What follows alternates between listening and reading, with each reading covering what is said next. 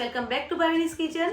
શિયાળામાં શાકભાજી છે તે એકદમ ફ્રેશ અને તાજા મળતા હોય છે અને ઉત્તરાયણનો તહેવાર પણ નજીક આવી રહ્યો છે તો ઉત્તરાયણ સ્પેશિયલ ઊંધિયુંની રેસીપી છે તે તમારી સાથે હું શેર કરવાની છું।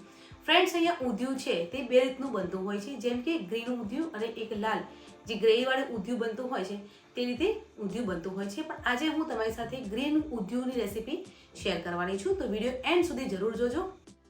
ઊંધિયું બનાવવા માટે બહુ બધા શાકભાજીનો ઉપયોગ કરવામાં આવે છે।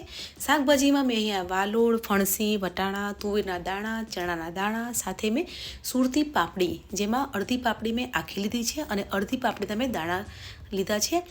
સાથે રતાળું, બટાકા, રવૈયા લીધા છે, શક્કરિયા, ઝીણી સમારેલી મેથી લીધી છે અને કાચા કેળા લીધા છે અને શાકભાજીનું પ્રમાણ મેં બધું જ 1 વાડકી જેટલું લીધું છે। ઊંધિયું બનાવવા માટે શાકભાજી છે તે તમે બાફીને પણ લઈ શકો છો અને એક છે સીધા વઘારમાં પણ લઈ શકો છો।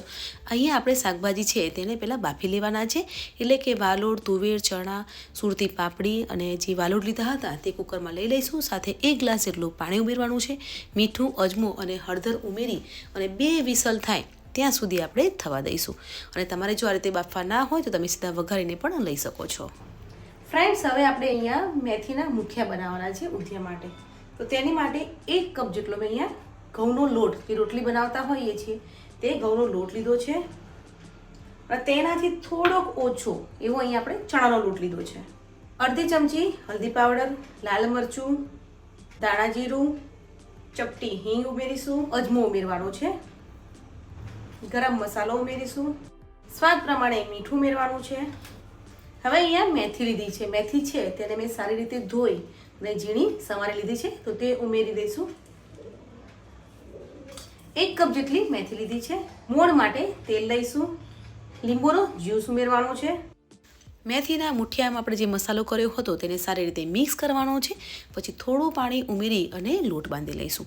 હવે હાથમાં તેલ લગાવી અને મુઠિયા વળી લઈશું। ફ્રેન્ડ્સ, અહીંયા મુઠિયા છે તે તમે ગોળ પણ બનાવી શકો છો અને ઓવલ શેપમાં પણ બનાવી શકો છો। હું બંને રીતના મુઠિયા બનાવીને તૈયાર કરીશ।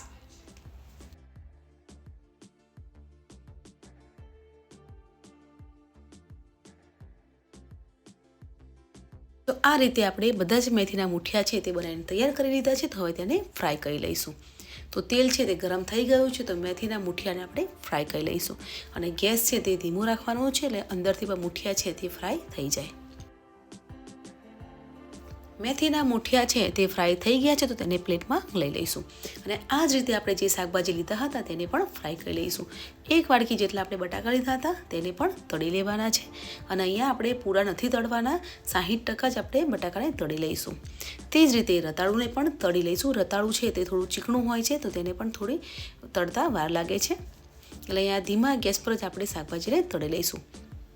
તો રતાળું બી તળાઈ ગયું છે તો તેને પણ આપણે પ્લેટમાં લઈ લઈશું।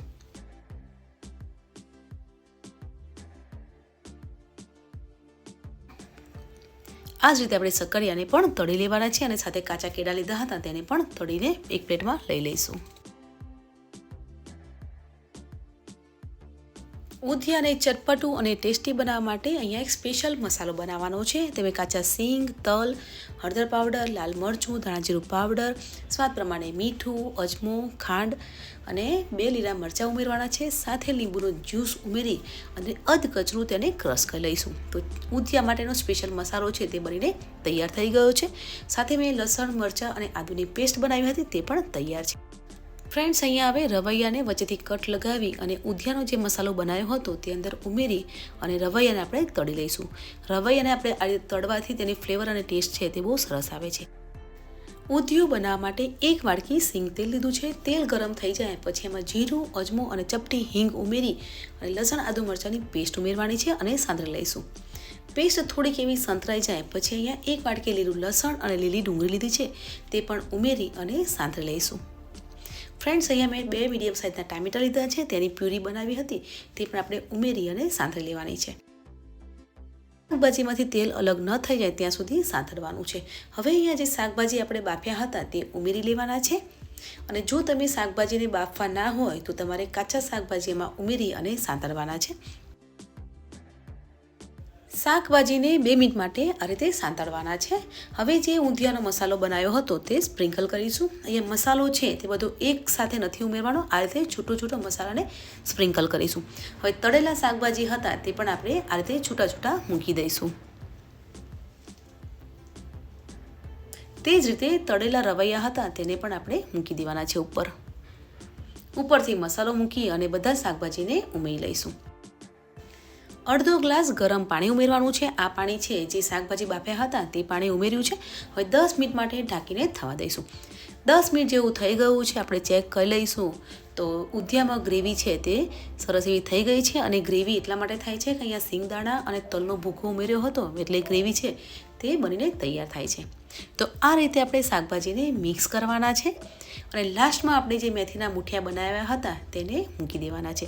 મેથીના મૂઠિયા છે તે તમારે લાસ્ટમાં ઉમેરવાના છે.